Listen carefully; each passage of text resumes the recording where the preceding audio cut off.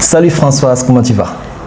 Salut Joachim, je vais très bien. Ah, super, super. Tu as toujours ce magnifique sourire.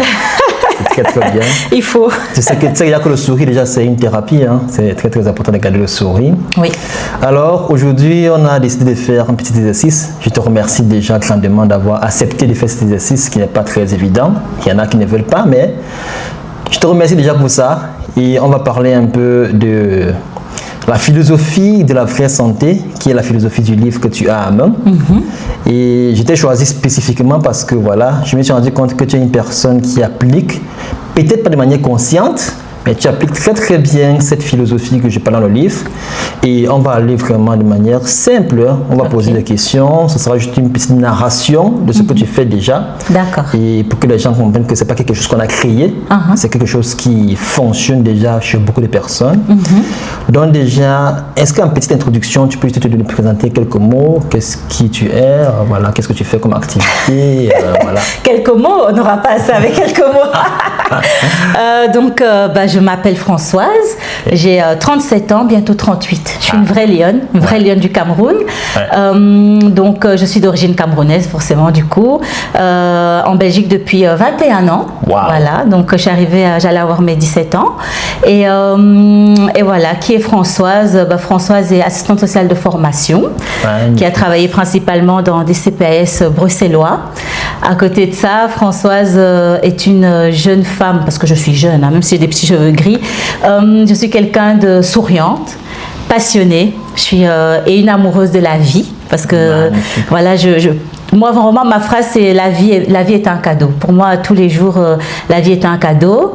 À côté de ça, je suis mariée à quelqu'un de fou qui a eu l'idée de m'épouser, qui m'accompagne dans mes aventures, avec qui j'ai vécu de toute façon quand on s'est mariés, j'ai dit que je me mariais pour le meilleur et pour le meilleur, parce que le pire on l'avait déjà vécu. Magnifique. J'ai mis 4 enfants au monde, j'ai mis 4 filles au monde, mais la vie a fait que j'en ai perdu 2. Donc aujourd'hui, j'ai 2 filles de 11 ans, Emma, qui est la prunelle de mes yeux, et Elia, 5 ans, qui est mon bébé miracle. Magnifique, ça c'est magnifique. Voilà, à côté de ça, comme j'ai grandi, je me suis donc lancée aussi dans l'accompagnement. Je suis coach sportif de formation aussi, je donne des cours collectifs, je fais aussi du coaching privé, et je me suis lancée dernièrement dans l'accompagnement à travers la nutrition et le sport. Magnifique, magnifique. C'est vraiment une très bonne présentation.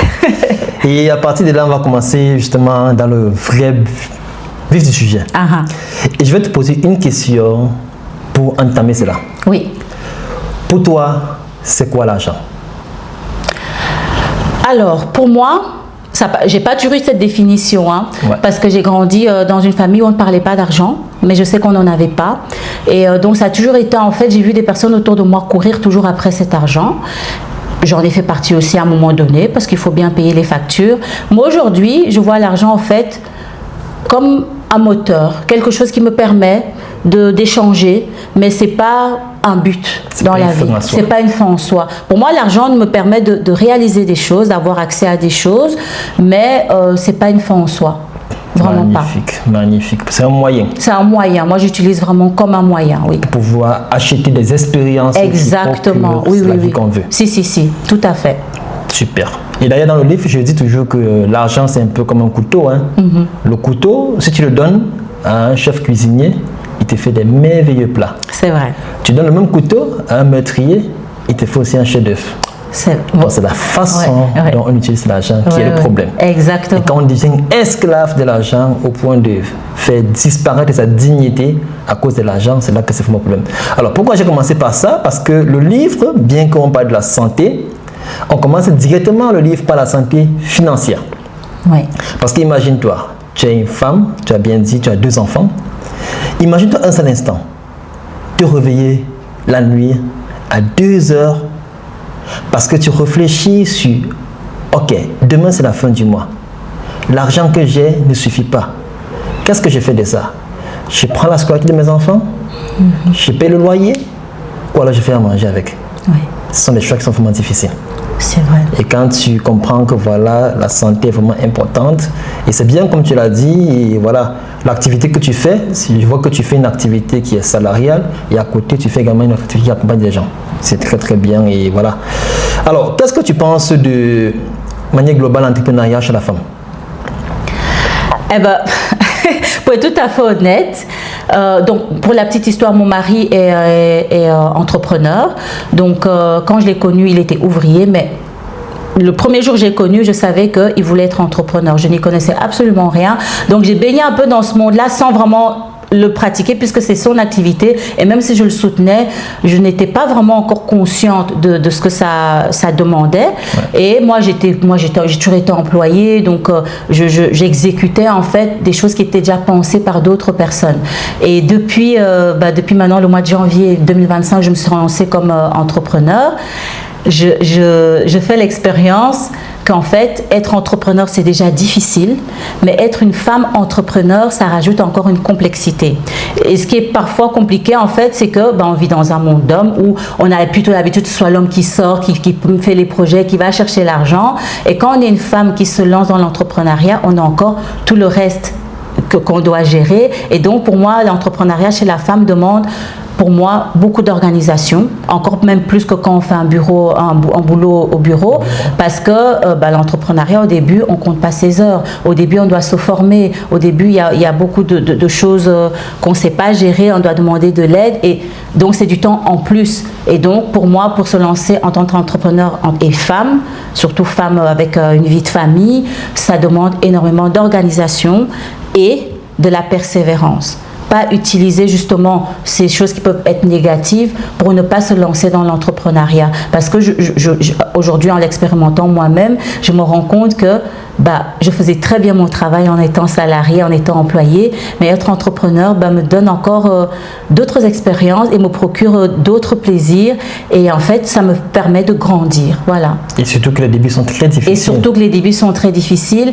Mais je me dis en fait c'est un moyen de continuer de se connaître, de continuer d'expérimenter en fait tout le pouvoir qu'on a en tant que femme, parce que moi je suis pour le girl power. Ouais.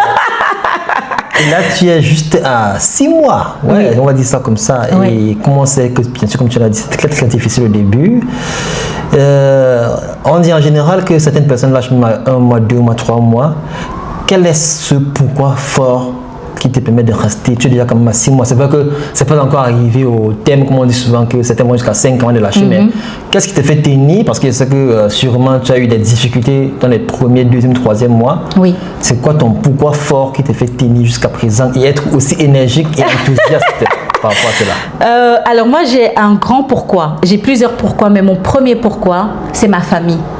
En fait, j'ai fait le choix égoïste de mettre des enfants au monde, et il se trouve que j'ai mis des filles au monde, et qui sont métisses parce que leur papa est belge, blanc, et je me suis toujours dit en fait, mes enfants, je veux leur donner le choix.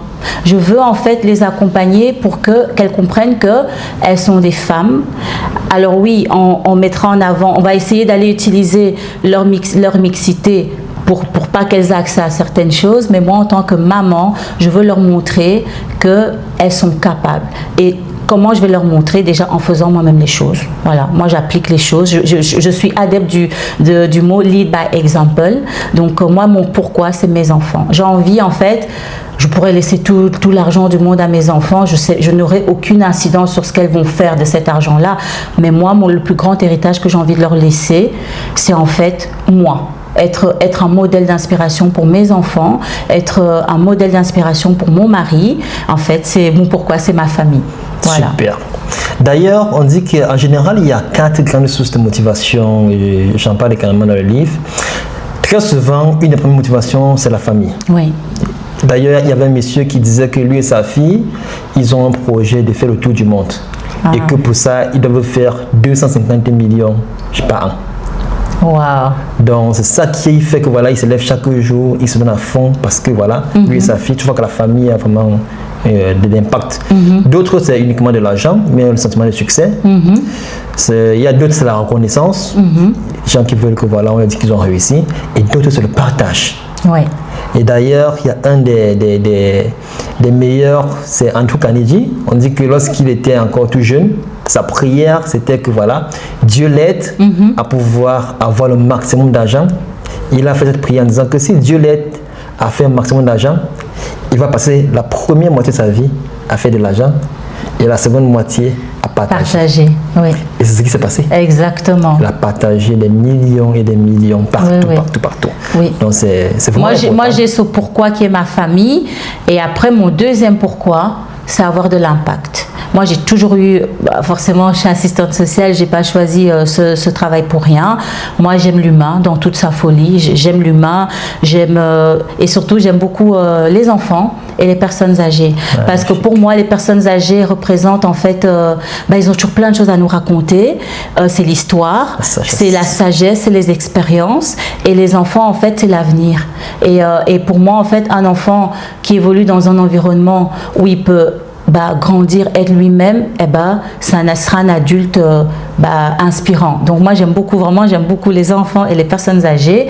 Et donc moi mon pourquoi, c'est vraiment mon deuxième pourquoi fort, c'est avoir de l'impact. Avoir de l'impact avec un public de prédilection, comme tu dois t'en douter, les femmes et les femmes mamans. Magnifique, magnifique. Et ça touche un peu bien ma vision à moi parce que une femme qui est libre, c'est carrément l'humanité qui est sauvée. Exactement. J'en suis la preuve. J'ai été élevé par deux dames très très fortes, ce qui fait qu'aujourd'hui la femme, c'est vraiment mon champ de bataille prioritaire. Pour moi, la femme doit être libre. Et la liberté commence toujours au niveau des finances. Exactement. Parce que comme tu l'as dit, quand tu as les finances, tu as les choix. Oui. Tu peux dire oui à ce qui correspond à tes valeurs et dire non à ce qui ne correspond pas à tes valeurs. Exactement. Et faire ce que tu veux, avec qui tu veux, où tu veux, quand tu veux. Quand tu veux. Tu vois, c'est ça en fait. C'est ça la liberté. C'est ça la vraie liberté. Alors, on va traverser la partie santé financière. Oui. On va aller sur une partie que souvent quand je dis aux gens, ils pensent qu'on va parler de maladies. C'est la santé mentale. Mais ici, je ne vais pas te parler de maladies, schizophrénie, autre. Non. On va parler beaucoup plus du mindset, l'état d'esprit. Parce que beaucoup de gens, surtout quand tu te lances dans l'entrepreneuriat, une des plus grandes forces doit être ton état d'esprit. Oui. C'est vrai que tout à l'heure, on a commencé déjà le pourquoi fort, qui est déjà une partie de la santé mentale. Alors, qu'est-ce que tu penses de la résilience? Comme tu l'as dit, l'entrepreneur doit être assez résilient. Et on sait que pour être assez résilient, il faut avoir un état d'esprit qui est fort. Qu'est-ce que tu penses de ça? Comment est-ce que tu fais pour pouvoir garder ton état d'esprit positif, constructif, enthousiaste comme tu es là? Le mot résilience, c'est clairement un des mots qui fait partie de ma vie. D'ailleurs, j'ai fait mon travail de fin d'études sur la tutelle de résilience chez les mineurs étrangers non accompagnés. Et de par toutes mes expériences de vie, la résilience, c'est la capacité à se remettre d'un traumatisme. Et pour moi, c'est vraiment, quand tu te lances comme entrepreneur, en fait, ce côté résilient va te permettre de ne pas tomber dans la victimisation. En fait, de te dire, ok, j'ai un projet. J'ai étudié mon projet, j'ai pris l'engagement de me lancer. Donc déjà, tu te responsabilises en te disant ça. Et quand tu te responsabilises, tu te dis, ok, j'ai fait des choses, peut-être qu'elles n'ont pas tourné comme je l'espérais, mais de continuer de faire, en fait, de rester focus et de dire tous les jours, je continue de faire ces choses-là parce que je crois en mon fort intérieur et parce que j'ai pris la responsabilité de me dire que ça va marcher. Peut-être pas aussi vite que je l'aurais voulu, peut-être pas de la manière que j'aurais voulu, mais ça va marcher parce qu'on y croit fort. On y croit fort et on s'engage. Et pour moi, l'entrepreneur, il peut mentir à tout le monde, mais il ne peut pas se mentir à lui-même. Et donc, pour moi, la résilience, c'est vraiment ça. C'est aller chercher au fond de toi, être honnête avec toi-même et te dire, ok, qu'est-ce que je fais? Est-ce que ce que je fais correspond à ce pourquoi je me suis engagée? Et si ça ne correspond pas, qu'est-ce que je peux mettre en place pour coller, correspondre à ce que j'ai envie de faire. Tu vois, c'est vraiment, pour moi, en fait, résilience, c'est vraiment être honnête avec soi-même et tous les jours, ne pas lâcher, se lever, continuer de faire les choses. Et en fait, aussi, se détacher du résultat. Se dire, ok, le résultat, il est loin, là-bas, je le vois, mais le chemin, le processus, croire au processus. Moi, c'est pour ça que tous les jours, je me lève. Moi, je dis toujours aux gens, dans ma tête, je suis déjà arrivée là où j'ai envie. Et donc, tous les jours, en fait, je mets des actions qui font croire que je suis déjà cette femme-là. Parce qu'en fait, dans ma tête, je le suis déjà. Je vais juste mettre des actions pour concrétiser cette femme-là. Donc, en fait, si j'ai un conseil à donner aux personnes, c'est trouver, en fait, au quotidien des routines, On a toutes des routines, il y a 15 000 sortes de routines. Aller chercher au fond de soi, se dire qu'est-ce qui me fait du bien. Moi, voilà. Moi, par exemple, c'est me lever, prendre soin de moi, mettre mon rouge à lèvres, parce que j'ai grandi avec ma grand-mère qui avait toujours toujours le rouge à lèvres et c'était la femme de ma vie. Donc moi, tous les jours. Et aussi, quand on est entrepreneur, il faut se rendre compte que on est en fait, notre business, notre image, c'est notre carte de visite. D'abord. Voilà, d'abord. Et donc, en fait, quand on a un projet, eh ben, on doit d'abord déjà nous-mêmes le refléter. C'est pour ça que je fais très attention à mon apparence, d'abord pour moi-même, parce que je m'aime, j'ai envie de me plaire. Et donc, si je me plais, eh ben, je vais me dire... voilà, je suis bien. Et même quand on est bien, quand on s'apprête et tout, ça nous donne aussi une confiance en nous. Voilà, on se sent confiant. Eh ben, on y va, on va affronter ce qu'on a à faire. Donc, tous les jours, faire des choses qui nous permettent de nous sentir bien, de nous sentir confiants. Et quand c'est difficile, ne pas lâcher. Se rendre compte qu'on a le choix. Cette histoire de choix, moi, c'est quelque chose que j'aime beaucoup parce qu'on a le choix. Voilà, le choix, c'est quoi? Abandonner ou pour faire quoi après? Est-ce qu'on a un plan B? Si on a un plan B, c'est quoi ce plan B? Donc en fait, c'est vraiment se dire, rester focus, être honnête avec soi et tous les jours répéter les choses et encore un pas de plus, un pas de plus, un pas de plus et un jour, on y arrive. Et aussi, quelque chose qui est difficile, savoir apprécier les petites victoires. Ça, c'est quelque chose aussi pour moi qui est très important au quotidien parce qu'on est dans un monde où on est à fond dans le challenge, les résultats, la performance. Eh ben non. Moi, déjà, être là, par exemple, aujourd'hui, avoir accepté cette opportunité que tu me donnes en tant qu'entrepreneur, en tant que femme, eh ben voilà. Aujourd'hui, dans mon carnet de gratitude, je vais noter que je suis reconnaissante pour ça parce que j'ai fait quelque chose que je n'ai pas fait hier, que je ne ferai pas demain. Donc voilà, le pas de plus et l'apprécier. Magnifique. Tu en as tellement parlé de choses. Tu as parlé de gratitude, tu as parlé de la foi, tu as parlé de la visualisation, tu as parlé de la résilience, tu as parlé de la confiance en soi. Vraiment, j'ai l'impression que c'est comme si tu avais déjà lu ce livre et que tu as résumé mais j'ai hâte. Tout ce qui est santé mentale. J'en ai parlé et tu as tout ça, tu as tout cité. Donc là, je pense qu'on va aller directement sur le prochain point et qui est un peu en parallèle, comme tu as dit, tu dois prendre soin de toi. Oui. D'ailleurs, même dans la Bible, ça se dit, tu dois prendre soin de ton corps. Qui est le temple du Seigneur. Qui est le temple du Seigneur. Oui. Et les gens vont toujours te juger de l'extérieur. Oui. Donc tu t'aimes toi-même, mais n'oublie pas aussi qu'ils vont te juger de l'extérieur. Oui. Donc fais-toi d'abord cette carapace-là bien aussi, et aussi être propre de l'intérieur. Oui. Maintenant, on va parler de comment est-ce qu'il faut être propre de l'intérieur. Oui. Dans la santé physique. Oui. Et on va commencer par un des premiers piliers qui est bien manger. Oui. Qu'est-ce que tu penses en tant que coach sportif de bien manger? Déjà, moi, j'ai grandi au Cameroun dans les années 80, au village.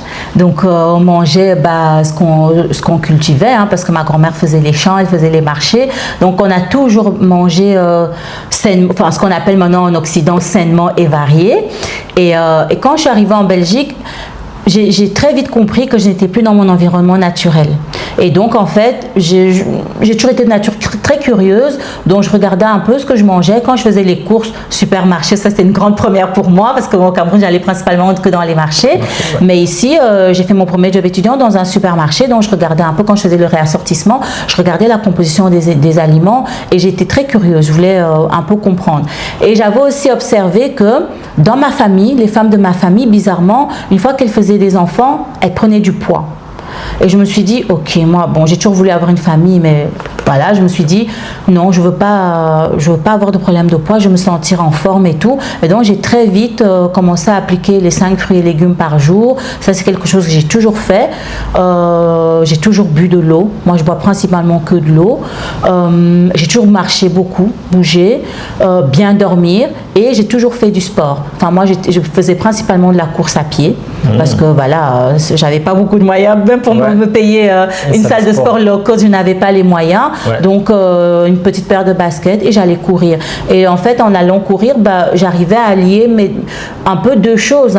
Je faisais mon exercice physique, en même temps, j'étais dans la nature. Donc, ça me rapprochait un peu de mon pays. Parce que quand je suis arrivée en Belgique, je recherchais en fait toujours des petites choses qui me faisaient me sentir un peu comme au pays. Et quand j'allais courir dans les bois, je me sentais un peu comme au village.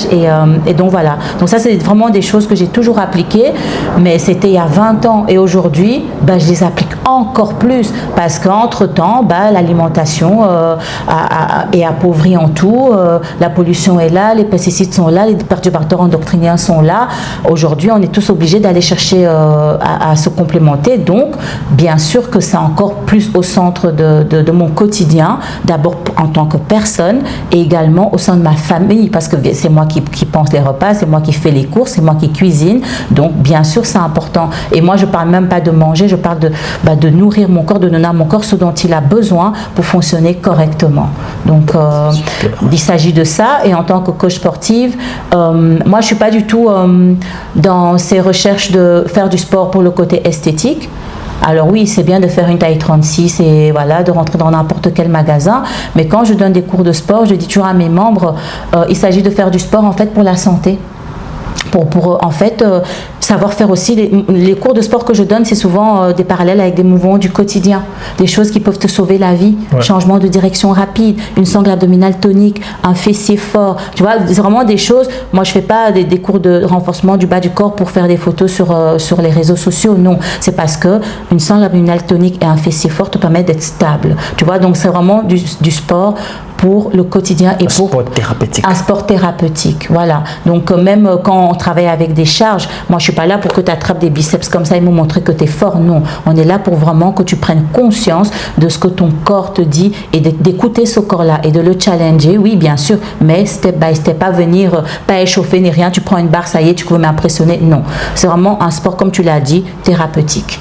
D'accord. Maintenant, en matière de sport, en tant que coach sportif, sûrement tu vas donner quelques conseils pour que les gens réussissent à t'aider, parce que je crois que tu connais très bien ce qu'on appelle le syndrome de la salle de sport. Oui. En début de chaque année, on les résolutions. On achète les baskets, on achète X, on achète Y. Non, on va recommencer à faire le sport, on va faire ci, ça. Et après quelques temps, on arrête. On arrête. Ok. Alors, qu'est-ce que tu recommandes déjà, en fait, pour moi, ces histoires de nouvelles résolutions, summer body, toutes ces choses, il faut se détacher du marketing. On est dans la vraie vie, on n'est pas dans la vie des réseaux sociaux. Il faut être honnête avec soi-même. Moi, le conseil que je donnerais à quelqu'un qui a envie de se remettre en forme, c'est premièrement, on a parlé de la nourriture. Mange d'abord quelque chose qui va te donner de l'énergie, qui te permettra de pouvoir aller t'entraîner. Parce que faire du sport va te prendre de l'énergie. Et donc, si déjà tu arrives pour faire ce sport-là sans énergie, tu ne tiendras pas. En tout cas, pas sur le long terme. Tu dois vraiment te rendre compte que ta remise en forme passera par ce qu'il y a dans ton assiette et le sport que tu vas faire. Et le sport que tu vas faire, moi je conseille aux gens de commencer par le basique. Quand on applaudit là, le bébé de 1 an qui se met debout. Pourquoi? Parce qu'il marche. La marche, c'est la première des choses à mettre en place. Tu n'as jamais fait de sport, tu ne sais pas trop par où commencer. Commence à marcher. Si tu as un peu de moyens, investis une petite montre connectée ou sur ton téléphone pour voir en fait plus ou moins le nombre de pas que tu fais par jour. Parce que ça veut dire que tu as mis ton métabolisme en marche. Si tu es un peu plus motivé, tu peux commencer à faire de la course à pied ou il y a plein de vidéos sur Internet. Tu peux faire à la maison avec très peu de matériel, des petites bouteilles d'eau ou même au poids du corps. Il y a énormément de choses sur Internet qui sont géniales. D'ailleurs, moi, c'est comme ça que j'ai commencé le sport, course à pied et vidéo à la maison. Et j'ai des vidéos où je fais, quand j'ai eu ma première fille, je fais les pompes et je viens faire un bisou à ma fille pour descendre. Je la portais pour faire des squats. Donc, en fait, il y a moyen de faire plein de choses. Et surtout, le conseil, c'est de se fixer des objectifs réalistes. On ne commence pas à se dire, ça y est, je me mets au sport, je vais aller tous les jours. Ça ne marchera pas. On commence par 2 fois. Même 1 fois sur la semaine. Et puis, on passe à 2 fois. Et puis, on passe à 3 fois. Et puis, on voit comment on se sent. Vaut mieux aller 3 fois 30 minutes à la salle de sport ou faire son sport à la maison sur une semaine que d'aller 1 fois pour faire 3 heures parce que ça ne servira à rien. Au bout de 45 minutes, on est fatigué, on produit du cortisol, ça ne sert à rien. 30 minutes, 3 fois par semaine, c'est déjà génial. Super, parce que justement, dans nos pays, on a beaucoup de personnes qui font ce qu'on appelle souvent le sport du dimanche. Oui. Ils vont aller faire le sport, souvent 3 heures, mais c'est en réalité 45 minutes maximum de sport. Exactement. Et après le sport, qu'est-ce qu'ils font souvent? Ils vont aller prendre des casiers de bière. Ouais, la 3e mi-temps, comme on dit. ça s'annule complètement à zéro. Oui. Mais c'est pas seulement chez nous, parce que dernièrement, aux 20 km de Bruxelles, j'ai remarqué ça aussi. Oui. Après. Oui, bah, j'ai fait les 20 km de Bruxelles, hein, ça fait 5 ans que je l'ai fait. Et après, les gens vont manger des burgers. Ouais. Avec des frites. Sur place même des gros, que non, je me fais plaisir et tout, mais après, c'est comme s'ils annulent carrément ce qu'ils ont fait comme effort. Donc là, je pense qu'on a vraiment touché tout ce qui est santé physique. On a parlé de nutrition, de bien bouger, de bien dormir, de bien s'hydrater. Là, on va attaquer le prochain point, qui est la partie socio-émotionnelle. Je pense que toi, ayant travaillé comme assistante sociale, qu'est-ce que tu penses de ça? Parce qu'on vit dans une société. Oui. On a des collègues de travail, on a des amis. On ne va pas encore attaquer la famille. Oui. C'est certain. Alors, pour toi, c'est quoi l'importance de la société, des personnes qui nous entourent? C'est quoi l'importance pour toi? Alors, quel est l'impact que cela a eu pour toi avec ton travail également? Oui. Bah, je dirais que ça dépend du type de personnalité qu'on a. Moi, par exemple, je suis quelqu'un de... Je suis très sociable, je suis très good vibe, je suis très joviale et tout, très souriante. Donc c'est vrai que quand j'arrive à un endroit, je pars du principe que, en tout cas on parle là du boulot, je pars du principe que j'arrive dans une structure où il y a déjà des relations établies, donc c'est un peu à moi de me faire une place. Et ce qu'on disait par rapport à l'apparence physique, c'est très important. C'est important de bien prendre conscience qu'on a une chance de donner la première bonne impression. Tu vois. Et donc il s'agit en fait pour moi d'être soi-même, de pas être too much et de pas non plus se dévaloriser, d'être soi-même, parce qu'en fait si on joue un rôle, à la fin ça va finir par allez, à force de se cacher, on va se tricher et à la fin ça va se voir. Donc, tu auras l'imposture. Et voilà, donc moi je suis quelqu'un de très authentique et donc j'ai toujours été comme ça, même au travail, même avec mes amis. Le problème qu'il y a, c'est que, là j'ai parlé de moi, mais je vais vers les autres. Et c'est très important aussi de d'abord se connaître, d'abord savoir comment on fonctionne et à partir de là, on va pouvoir capter des choses qui peuvent déranger les autres ou que les autres n'apprécient pas chez nous. Et ça, c'est vraiment quelque chose qui, moi, m'a pris du temps parce que quand j'ai mon premier boulot payé, parce que j'ai fait des jobs étudiants, mais mon premier vrai boulot, je suis arrivée dans une structure où j'avais 22 ans, j'étais la plus jeune de mes collègues et les personnes que j'accompagnais avaient aussi mon âge, donc je devais me faire respecter, mais en même temps, voilà, il y avait tout ce truc-là où je devais me faire une place. Et quand c'est comme ça, moi, je dirais, c'est bien de se connaître, c'est bien de savoir comment on fonctionne, mais c'est aussi bien de parfois observer et écouter. Écouter ce que les autres disent, regarder leur non-verbal, parce que ça nous donne déjà toute une série de réponses. Ça ne veut pas dire qu'on est hypocrite ou on est faux, non, ça veut juste dire en fait, se rendre compte que quand je parle beaucoup, l'autre, elle fait des gestes, des mimiques et tout, donc peut-être qu'elle n'aime pas que je parle beaucoup, ok. Quand j'interviens, l'autre peut-être qu'elle prend ça personnellement. En fait, ça nous permet d'identifier les différents types de personnalités qu'on a en face de nous et de savoir quel type de communication on va aborder avec telle ou telle personne. Moi, j'avais des collègues, je savais que, voilà, avec elle je dois aller droit au but, mais on avait d'autres, tu dois d'abord prendre des pincettes et tout pour lui expliquer, la rassurer que ça n'a rien à voir avec elle, mais avec peut-être le dossier qu'elle t'a transmis, qu'elle se sent pas en fait attaquée personnellement. Donc pour moi en fait, et avec les amis c'est la même chose. Et aussi, les amis c'est même encore différent parce que les amis, il y a cette proximité, il y a cette intimité, et donc ça nous donne aussi des informations pour savoir qu'avec telle ou telle personne, je peux aborder tel ou tel sujet de telle ou telle manière. Bon, par exemple, je n'ai pas de meilleur ami. Par exemple, voilà, moi j'ai mon mari qui est mon confident, mais dans mes amis, j'ai vraiment des amis. Par exemple, j'ai mon amie qui est maman. Je sais que si j'ai une question type par rapport à tel domaine lié à l'éducation des enfants, c'est elle que je vais appeler.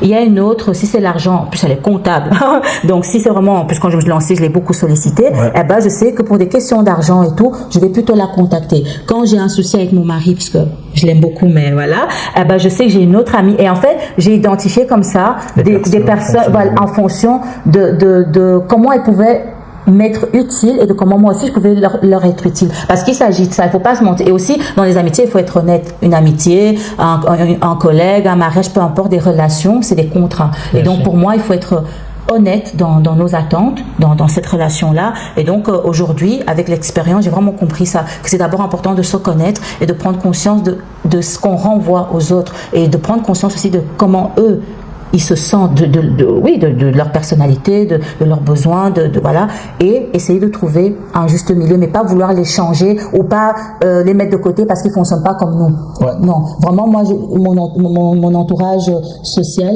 pour moi, ils sont tous, ils m'apportent quelque chose, ils sont tous riches et je pioche à gauche et à droite, et voilà. D'accord, super.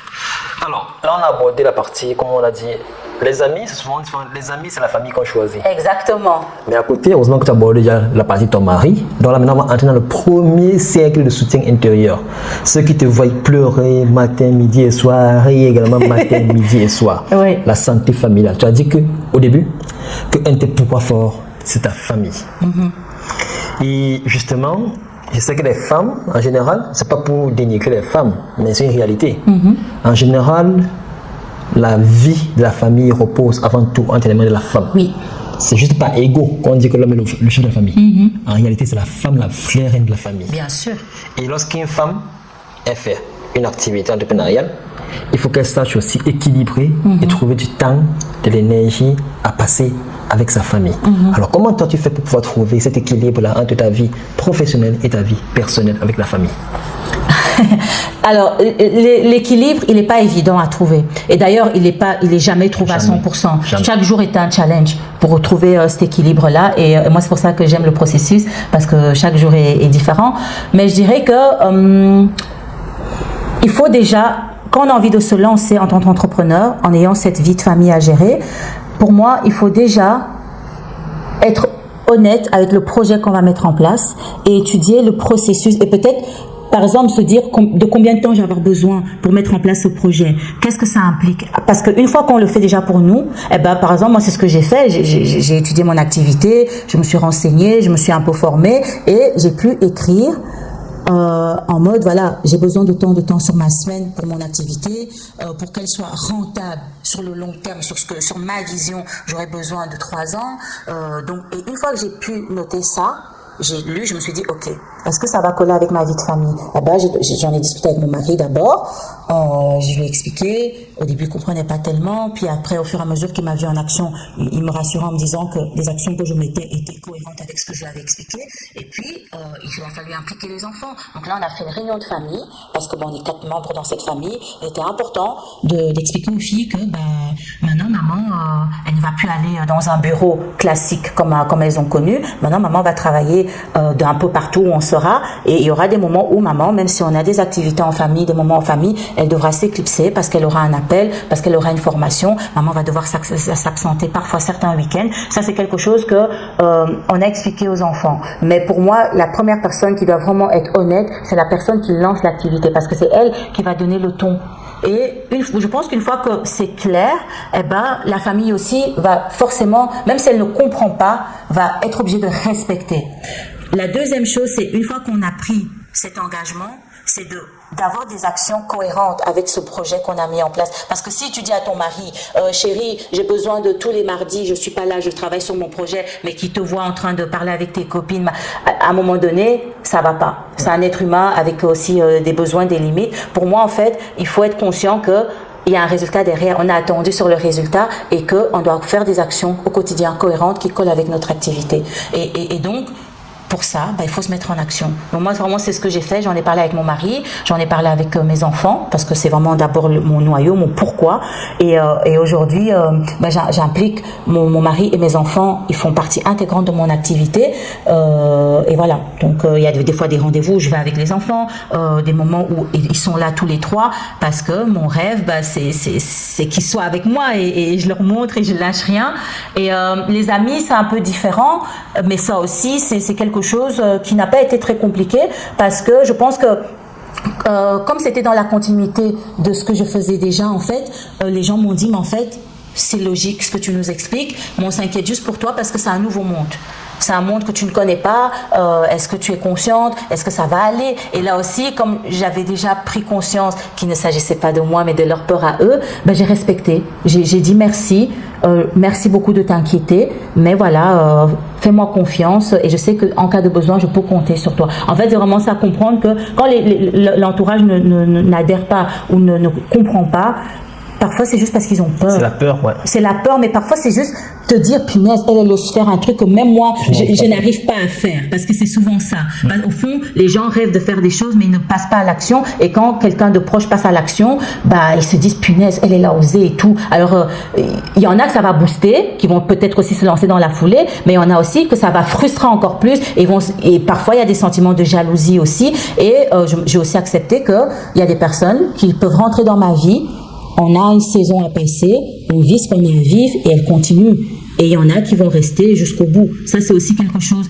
Tout le monde ne reste pas. Voilà, tout le monde ne reste pas. Au début, ça me faisait très mal, mais aujourd'hui, je le vis différemment. Je me dis, on a juste vécu ce qu'on avait à vivre. Je lui souhaite bonne continuation. Voilà, mais j'ai été moi-même dans notre relation. J'ai donné ce que j'avais à donner. Et voilà. Donc, il faut aussi se lancer dans l'entrepreneuriat ou même dans les relations, peu importe. Ça s'accompagne aussi de beaucoup d'adieux. Et il faut savoir les accepter. Magnifique, magnifique. Et d'ailleurs, il y a un penseur qui a parlé de ça. Il a même pris la parabole du semeur. Le semeur qui a la graine, qui sème. Je ne sais pas si tu connais un peu cette histoire de la Bible qui dit que le semeur, il met les graines, les oiseaux prennent une partie, il met sur la pierre rocheuse, la chaleur prend une partie, l'autre c'est la terre, les ronces prennent une partie, l'autre, ça veut dire en fait que dans la vie, tu vas rencontrer des personnes, d'autres vont rester, d'autres vont partir, comme tu l'as dit, c'est partout, que ce soit au niveau des relations, que ce soit au niveau de l'entrepreneuriat, que ce soit au niveau de la famille, peu importe, ça sera toujours comme ça. Donc c'est très très important. Là on a touché la partie du petit cercle intérieur et j'imagine qu'aujourd'hui quand même tu as un peu plus de temps à passer avec les enfants, participer à les activités, aller les chercher à l'école, parce que tout ça c'est ça qui fait la beauté de la famille. Oui, mais pour moi vraiment j'ai très vite compris puisque moi aussi, on a beaucoup de choses en commun. J'ai été éduquée principalement par ma grand-mère, qui était la femme de ma vie, qui a été, comment on dit, une main de velours, non, un gant de velours dans une main de fer. Main de fer dans un gant de velours. J'ai une grand-mère qui a été très très dure avec moi, mais qui m'a donné énormément, mais parce qu'en fait, elle voulait que j'ai le choix. Et donc j'ai été éduquée en fait comme la petite parfaite femme à marier, mais j'ai eu le luxe d'aller à l'école. Et elle me disait, une femme qui va à l'école, qui étudie, c'est une richesse. Et moi, voilà, donc j'ai eu cette femme-là qui m'a drivée, qui a été mon modèle. Je sais plus ce que je voulais dire, j'ai perdu le fil. Et donc j'ai très vite compris que être une femme, c'est une grande responsabilité. Et donc très vite dans mon foyer, déjà même quand j'étais que d'abord avec mon mari, qui était mon petit copain à l'époque, et puis on a eu une autre fille, j'ai compris que en fait quand on devient maman, on a un statut. Mais un statut, il vient avec plein de responsabilités, il y a plein de choses. C'est génial parce qu'on va dire, oh, t'es maman, ta fille, elle est belle, elle est manière. Mais à côté, il y a tout le travail. Et donc, j'avais très vite compris que je devais travailler énormément, que, en fait, tout reposait sur moi. Mais c'était pas grave, c'était pas quelque chose de négatif parce qu'en fait, c'est une grande puissance, un grand pouvoir. Moi, j'appelle ça le pouvoir silencieux. On dit toujours derrière tout grand homme se cache une femme. On est obligé de se cacher parce que si on se met en avant, mais l'homme, il n'existe plus. Non, je rigole. Je rigole. Et donc, en fait, j'avais compris que ma famille sera mon image. Et donc, j'ai mis en place des petites choses du quotidien. Je me rappelle, au début, j'avais dit à mon mari, je vais être une bonne mère, je vais être une bonne épouse. Et pour ça, il faut que je prenne soin de moi. Donc, j'ai toujours volé du temps par-ci, par-là pour prendre soin de moi. Je vous dis, je faisais mon sport avec ma fille. Il fut un temps, je me levais à 5h30 tous les matins pendant que tout le monde dormait pour faire ma session de sport le matin avant de réveiller tout le monde pour aller au travail. En fait, vraiment, dans ton quotidien, tu regardes sur une journée, tu te dis, ok, même si je prends que 10 minutes, je vais les prendre pour moi, parce qu'en les prenant pour moi, ça va me permettre d'être bien, d'être dans des meilleures dispositions pour être bien pour ma famille. Et donc, c'est vraiment ce truc-là, j'ai tourné ma vie de famille et ces responsabilités comme quelque chose de... C'est un pouvoir pour moi. C'est moi qui gère ma famille. Je ne vis pas ça, je ne subis pas le poids de ma famille. Bien sûr, il y a des périodes où c'est difficile, il y a des moments où c'est compliqué, comme tout le monde. Voilà, comme tout le monde, je pleure, il m'arrive de pleurer, il m'arrive de craquer, il m'arrive de hausser le ton quand je parle à mes enfants parce que je suis exaspérée. Il m'arrive de péter un plomb sur mon mari parce que parfois, voilà, et puis nous on fonctionne avec les émotions. T'as un trop plein et parfois on pense que les gens vont imaginer qu'on leur a demandé de débarrasser, mais en fait non. Donc en fait, tout ça, même quand la crise passe, je me dis pourquoi j'ai réagi comme ça.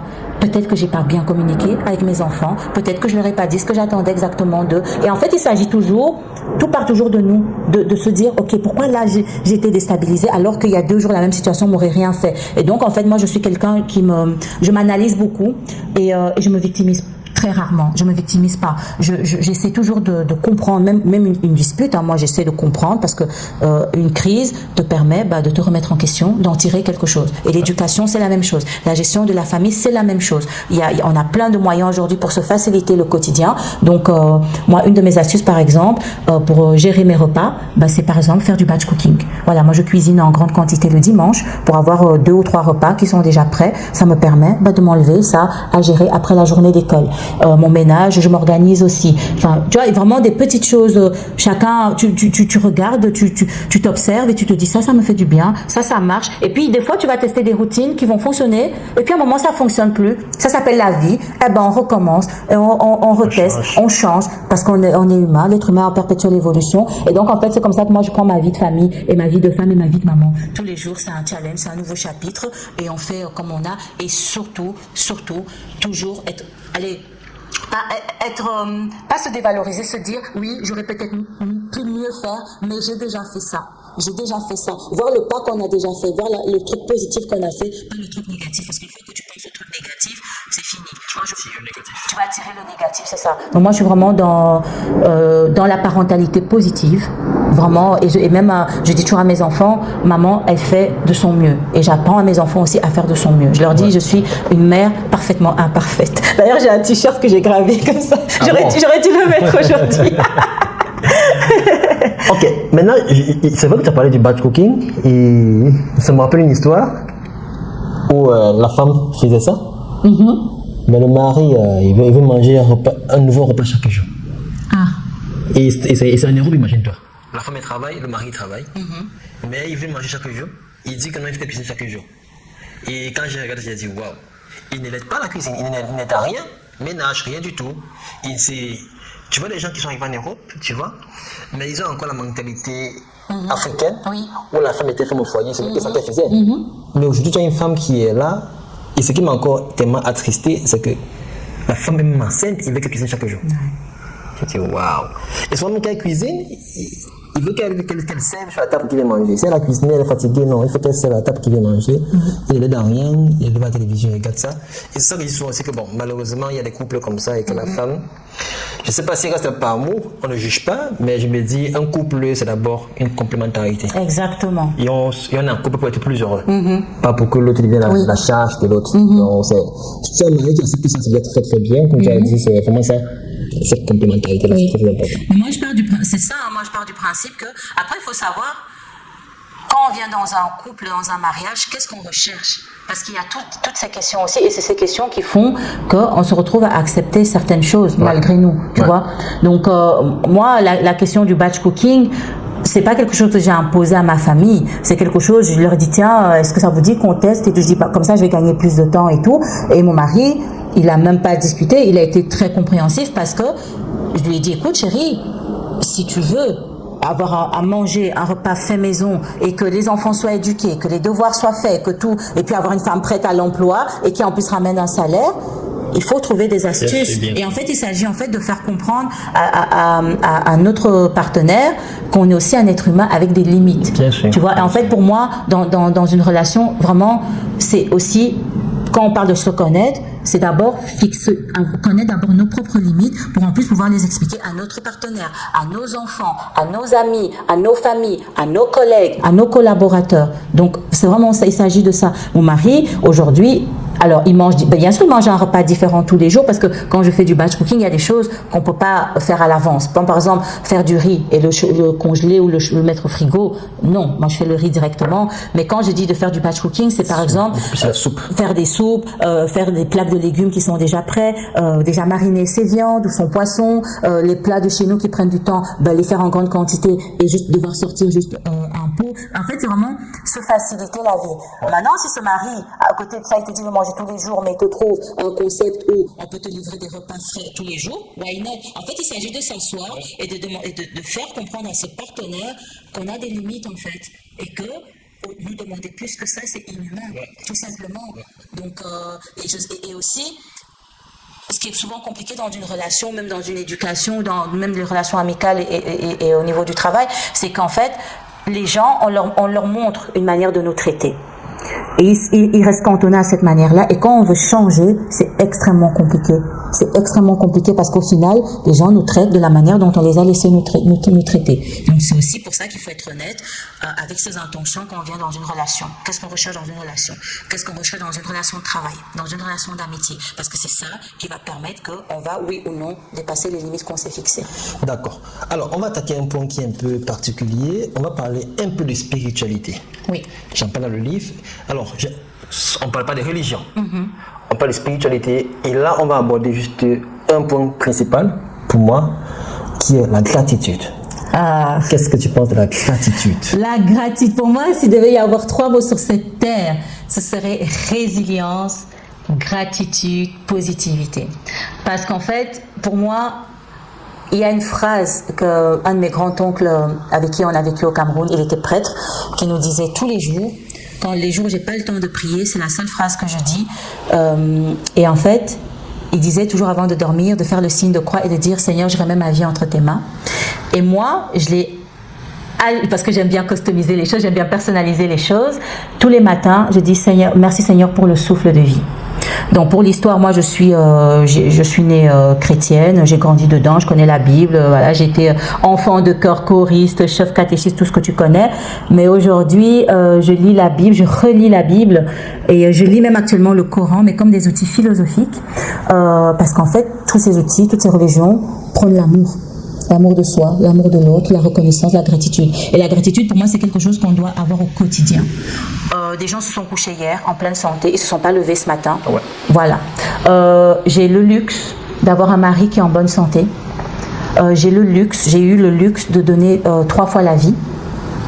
J'ai 2 enfants qui sont en bonne santé, qui se lèvent tous les jours, et en fait c'est con, mais c'est des petites choses. Tellement de choses. Aujourd'hui, j'ai un toit sur ma tête. D'accord, j'ai à manger dans mon frigo. Ouais. Je peux parler avec toi aujourd'hui parce que je suis en vie. Et en fait, moi vraiment, j'ai toujours un carnet de gratitude. Je fais le bilan de ma journée. Tous les jours, je le note. Tous les jours, bien sûr, il y a des choses que parfois qu'on a envie de réaliser et on est là, les choses bloquent, ça ne se passe pas comme on a envie. Et pour les croyants, on commence à dire oui Seigneur, pourquoi tu me fais ça? Gna gna, c'est le diable qui est là. Non. Même quand c'est difficile, même dans les pires épreuves que j'ai vécues dans ma vie, j'ai toujours eu de la gratitude parce que pour moi, les épreuves sont là pour t'enseigner quelque chose. Et moi, il y a une phrase que j'adore, c'est de Nelson Mandela, qui dit « Moi, dans la vie, je ne perds jamais. Soit je gagne, soit j'apprends. » Et donc, pour moi, c'est vraiment la gratitude, c'est quelque chose qu'on doit avoir tous les jours. Tous les jours. Et c'est pour ça que beaucoup de personnes pensent que j'ai une vie de rêve. Et moi, j'estime avoir une vie de rêve, attention. Mais ce que je veux dire par là, c'est que les gens pensent que oui, c'est bon, elle a un mari, elle a des enfants, elle a une maison, et il n'y a aucun problème.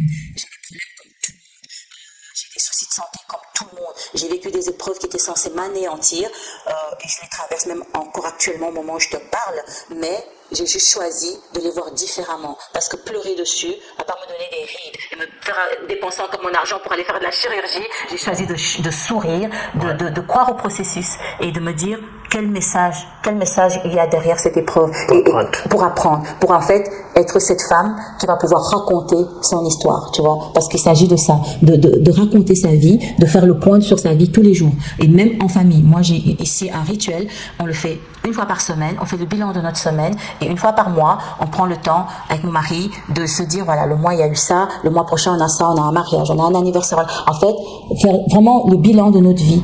Et parce que on ne sait pas ce qui peut nous arriver. Nous, on aborde tous les sujets. Moi, la santé financière dont tu parlais, c'est quelque chose de très important. On en parle déjà à nos enfants. Notre grande a 11 ans, mais on lui en parle déjà. On a déjà abordé la mort. Si un jour il nous arrive quelque chose à tous les deux, qu'est-ce qu'elles vont devenir? Qui va s'en occuper? C'est toutes des choses, en fait, pour lesquelles j'ai de la gratitude de pouvoir, en fait, dire à mes proches, si je meurs demain, faites ça. Tu vois, et en fait, c'est ça, c'est la vie est belle, la vie... La mort dans ses programmes. Mais voilà, c'est ça, la mort fait partie de la vie. Et donc, moi, par exemple, aujourd'hui, j'ai pris une assurance funéraire, par exemple, tu vois, parce que je me dis, quand tu aimes les gens, il faut penser à le jour où tu n'es plus là, comment est-ce qu'ils vont gérer ça, tu vois. Et en fait, c'est ça. Moi, j'ai de la gratitude tout le temps. J'ai de la gratitude d'être là avec toi, de faire une magnifique rencontre comme toi, de pouvoir raconter mon histoire, parce que tout le monde n'a pas cette chance-là. Il y a des gens qui ont des vies 10 fois plus intéressantes que la mienne et pourtant tu m'as choisi moi. Donc aujourd'hui, dans mon carnet de gratitude, je vais noter ce moment. Magnifique. Alors, on va clôturer par quelque chose de beaucoup plus simple, le bonheur. Le bonheur, et moi, j'emploie le bonheur dans le lifestyle. Yes.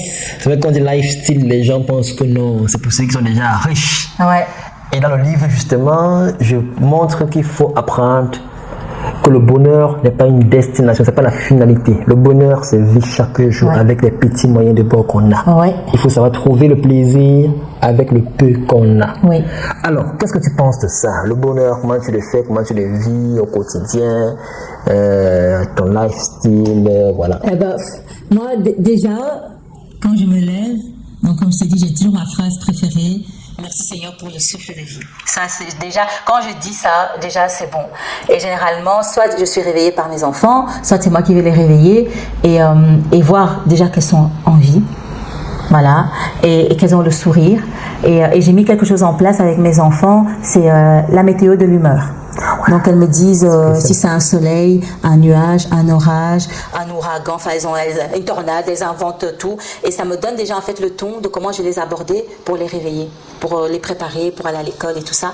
Et ça déjà, ça me remplit déjà parce qu'évidemment, si elles me disent c'est soleil maman, eh ben, j'ai le smile et si elles me disent c'est pluie, ben, je sais que je vais devoir prendre beaucoup sur moi parce que moi j'ai un truc, c'est que je suis consciente que envoyer mes enfants à l'école, c'est une épreuve pour eux parce que elles doivent s'habituer, elles doivent étudier, elles doivent assimiler des matières. En même temps, il y a toute la vie sociale autour de l'école. Donc, j'essaie toujours de les déposer à l'école avec un maximum de good vibes, un maximum de positivité. Donc, on répète des affirmations positives. Voilà, généralement, c'est je suis belle, je suis intelligente, je suis unique, je suis aimée. Enfin, voilà, on adapte en fonction des besoins du moment parce que moi, j'adapte. Hein, j'ai une préado et j'ai encore une plus petite, donc on adapte. Moi, déjà ça c'est déjà mon bonheur parce que avoir une famille ça faisait partie des choses que j'avais envie de réaliser dans ma vie, donc ça me remplit de bonheur. À côté de ça, ben, je vous ai dit j'adore le make-up, donc je fais ma skin, je nettoie mon visage, je me maquille et parfois je ne fais pas spécialement mon teint mais je mets mon rouge à lèvres ou mon gloss coloré, ça fait partie de mon bonheur. Je mets une chouette tenue parce que j'aime bien m'habiller et j'aime beaucoup les tenues colorées parce que ça me met de bonne humeur. Tous les jours je vais faire de la marche, donc je vais marcher dans la nature. J'essaye de faire 5 km, mais le minimum 30 minutes, je vais faire de la marche. Et pendant ma marche, souvent, soit j'écoute les vocaux de mes copines, soit ce que j'aime beaucoup faire quand je marche, c'est une marche thérapeutique pour moi parce qu'elle me rapproche de la nature. Et dans la nature, je me sens bien. J'écoute un truc de développement personnel en même temps. Donc, je fais le 2 en 1. Ouais. Souvent, j'écoute un livre audio ou une vidéo inspirante sur le développement personnel. Toujours quelque chose vraiment d'inspirant pendant ma marche. Comme ça, je déconnecte. Je prends un bon petit déjeuner riche en protéines, faible en calories. Je fais de l'exercice physique. Après, je travaille. Je passe du temps de qualité avec mes enfants. Je passe du temps de qualité avec ma famille. Je passe du temps de qualité avec mes amis. Et j'ai expérimenté quelque chose depuis peu, mais qui est génial. C'est qu'en fait, tu sais, dans la vie, quand tu fais plein d'expériences, tu dis oui, mes copines, je sais pas pourquoi mes copines elles sont toujours comme ça, et puis ça, tu commences à en vouloir à la terre entière parce que il y a des relations qui se terminent, tu comprends pas trop bien pourquoi. Et en fait, je me suis dit, essaie de passer du temps avec toi-même. Ouais. Essaie de, en fait, te dire qui es-tu. Parce que à l'âge de 36 ans, quand j'ai eu un grave accident, je me suis retrouvée avec ce que la société considère comme réussite. Des choses qui, au niveau des gens matériellement, constituent le bonheur. Ouais. Donc je suis mariée, j'ai 2 enfants, je suis propriétaire, j'avais un travail, des projets, je partais en vacances et tout. Et en fait, je ne savais pas qui j'étais. Je ne savais pas qui j'étais réellement. Et donc je me suis dit, mais en fait, tu demandes à tes amis, à ton mari, à tes enfants de t'aimer, de t'apprécier. Tu leur demandes toute une série de choses, mais toi-même, tu sais même pas qui tu es et qu'est-ce que tu aimes réellement. Qu'est-ce qui t'anime réellement? Donc, je me suis lancée à la quête de moi-même il y a un peu plus d'1 an maintenant. Et donc, je fais énormément de choses toute seule. Je vais au cinéma toute seule. Je vais au restaurant toute seule. J'aime bien être avec moi-même parce que ça me permet de mieux apprécier la compagnie de mes proches et en fait aussi de savoir que quand je suis avec eux, je leur donne le meilleur de moi-même. Donc voilà, ça c'est quelque chose... Au début, je me disais, mon Dieu, moi je ne vivais que à travers le regard des gens, parce que j'avais ce besoin de reconnaissance, et aussi ça fait partie de mon éducation, on m'a éduquée pour être au service de l'autre, et donc je me suis dit c'est bien, mais ça t'a mené où aujourd'hui tu sais même plus, tu acceptes n'importe quoi, n'importe qui, tu mets pas de limite, mais si tu mets pas de limite, enfin si les gens, tu as l'impression qu'ils ne te respectent pas, mais c'est parce qu'en fait tu leur as pas appris à te respecter, et te respecter ça veut dire te connaître et connaître tes limites, donc vraiment pour moi le bonheur c'est de savoir apprécier sa solitude, apprendre à s'aimer et à s'apprécier tel qu'on est, parce qu'en fait c'est ça. Pas comme tel que les autres voudraient qu'on soit, mais à s'aimer tel qu'on est, d'être authentique. Authentique, c'est aussi un mot que j'aime beaucoup. Être authentique, être soi-même et croire au processus. Parce qu'effectivement, il s'agit de ça. Je m'aimais déjà avant, hein. J'ai passé des super moments avant, mais à l'aube de mes 40 ans, je dis à tout le monde qui veut bien l'entendre, donc je te le dis aujourd'hui, à 40 ans, je vais être la femme de mes rêves. Et la femme de mes rêves, c'est une femme alignée à tous les niveaux. Et c'est marrant parce que ce livre aborde vraiment tous les aspects sur lesquels j'ai envie d'être OK, avec ma santé financière, avec ma spiritualité, avec mon business, avec ma santé physique, mentale. Vraiment, cet équilibre à tous les aspects de ma vie, c'est vraiment pour moi la quête à l'aube de mes 40 ans. Et donc, je te remercie pour le cadeau que tu me fais aujourd'hui de continuer de travailler sur cette femme-là. Parce que cette femme, elle aura de l'impact. Cette femme, elle sera puissante. D'accord. On va conclure par l'impact. Yes. Et je vais juste te dire une chose, un petit exercice rapide. Imagine-toi. C'est quand ton anniversaire, ton prochain anniversaire? Le 6 août. Le 6 août. Imagine le 6 août, on t'organise un anniversaire surprise. Ouais. Et les gens se bousculent pour faire un témoignage sur toi. Tu as ton mari qui va faire un témoignage. Tu as tes enfants qui font un témoignage. Bon, ta première fille pour faire un témoignage. Tu as une collègue à toi qui va faire un témoignage. Tu as un membre, je ne sais pas quoi, disons, réunion ou quoi que ce soit, communauté qui va faire un témoignage. Et puis bizarrement, tu as un inconnu qui va faire un témoignage. Qu'est-ce que tu aimerais qu'on dise de toi? Moi, ce que j'aimerais qu'on dise de moi, c'est que je suis vraie, que je suis authentique. Pour moi, c'est le mot qui me représente le plus.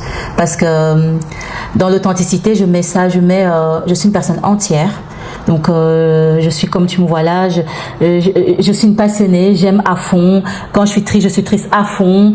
Et ce que beaucoup de personnes jusque-là ne savaient pas, et aujourd'hui j'ose en parler, c'est qu'en fait, les gens me voient comme ça, j'ai une forte personnalité, voilà, je m'exprime.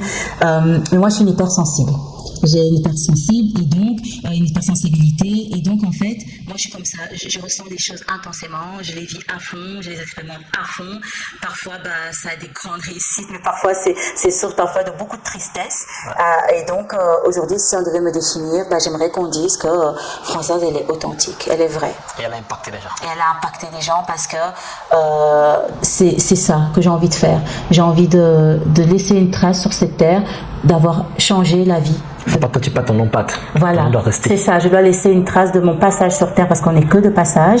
C'est pour ça que j'ai voulu avoir des enfants. C'est aussi pour ça que je veux laisser cet héritage d'abord à mes enfants, mes filles et toutes les personnes qui vont croiser mon chemin. Avoir de l'impact et être authentique. Super, donc voilà, on a fini l'interview du jour. Tout ce que je veux te dire, c'est que voilà, est-ce que tu as un petit message, parce que tu as dit que tu as quelque chose pour les femmes. Tu veux surtout impacter les femmes. Oui.